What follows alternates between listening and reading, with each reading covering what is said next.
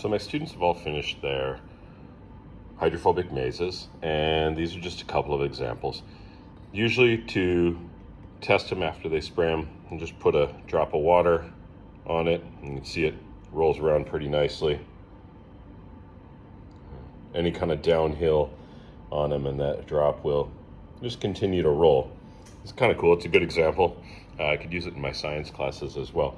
But to illustrate what it actually works as, if I take these other ones out of the way, you can see that here's the board. And so they use a 8mm drill bit to drill the holes through it, and then they've marked a starting and a finishing point, or a finishing and starting point, whichever way they choose to do it. On this one, they didn't specify.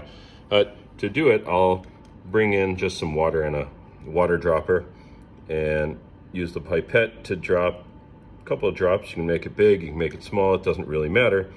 And then the challenge is really just to navigate that maze and not drop your water bead into a hole. And it's pretty bouncy. The hydrophobic coating really does a good job of keeping that water beaded up nicely so that it wants to roll around and just bounce off everything. So it's a good challenge, and it works well.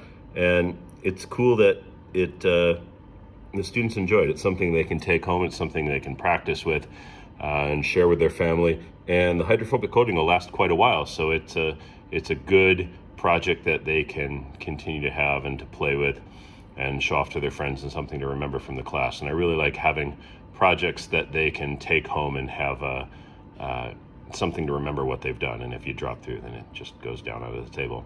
Hope you enjoyed it. They're good fun to make.